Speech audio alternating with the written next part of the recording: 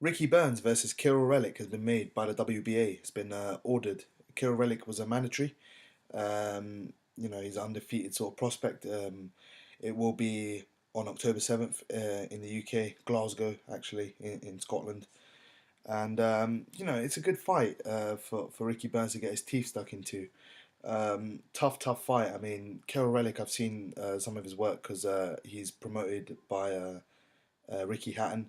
So, yeah, I mean he's a decent fighter and a very good fighter at 140. I think the only problem is he hasn't really faced anyone of note, and I don't know how he's become mandatory by the WBA, but it is what it is, and he will be facing Ricky Burns next. It's a tough fight. I mean, he comes in at different angles. He has power, obviously, at a certain level.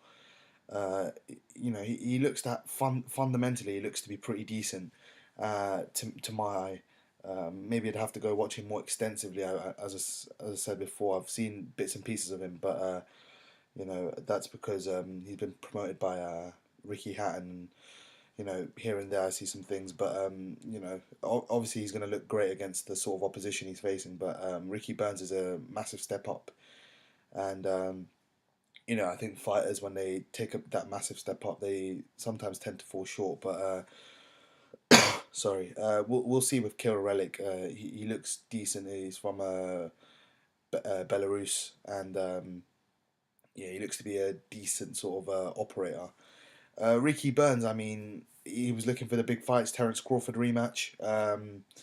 Victor Postol, if he won that fight against Crawford. Those sort of guys, Lucas Matisse, Edward Troyanovsky, those sort of guys, I think, Burns would probably be looking at those sort of guys, the upper echelons of the 140 division. You know, he looked a bit better at 140 in comparison to the last fight he had at 140, which was against Omar Figueroa Jr. So he looked strong at the weight actually this time round. Um, Against those sort of guys, I don't know. Postol, I don't know. I'm not going to say anything on Postol. Crawford would beat him again quite handily this time. He done well in the first fight against Crawford actually, but this time Crawford would just dominate him completely and score probably around close to a shutout, I'd say. Troyanovsky would be an interesting fight. I mean, Troyanovsky has only faced Cesar Cuenca, and Cuenca, we know what he was. He was an awkward sort of wily vet who padded his record kind of, and he done well against Ik Yang, but I think Troyanovsky was just the stronger, more physical, and I just think he was more suited to taking Cuenca's game away from him as opposed to someone like Ik Yang who's fundamentally not as great.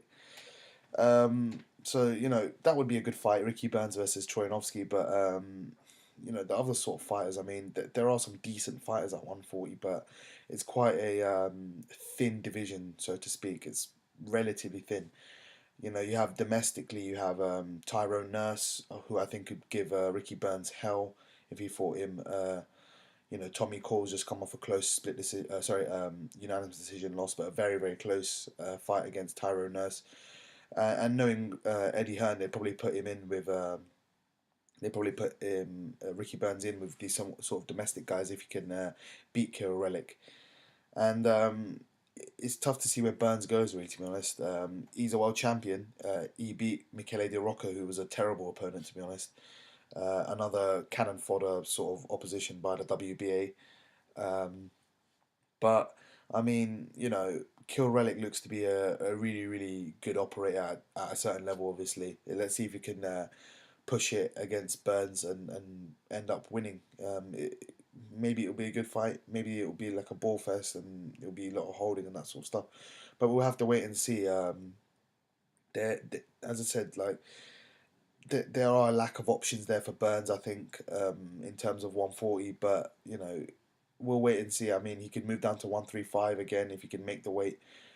Terry Flanagan's an option there. Anthony Crolla, if he comes through his fight with Jorge Linares with the win, He'll be the Ring Magazine champion.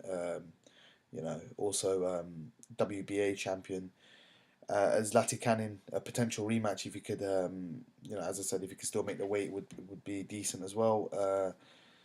Robert Easter Jr., Richard Comey, I don't think he'd go down that route. But there's two or three potential routes that Burns could go down if he gets back down to lightweight. So we'll wait and see. I mean, at 140, he's become a three-weight world champion. So big congratulations to Ricky Burns. But in terms of 140, just because the division is so it's threadbare, it's so thin, it's unbelievable. I think he has a real lack of options going forward at 140. But we'll wait and see. And Ricky Burns' career has definitely had a bit more interest than it has, maybe a year and a half to 2 years ago at this moment in time. So, yeah, best of luck to him. I will cover the fight again closer towards the time. It's just been breaking news, yesterday evening. I never got a chance to do it, so I thought I'd do it this morning for you guys.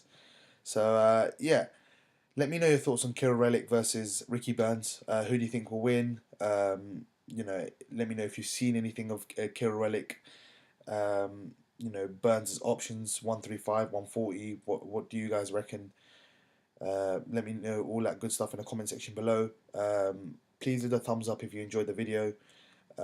Subscribe and share so it gets out to a larger boxing audience. And yeah, take care, guys. Speak to you soon. Peace.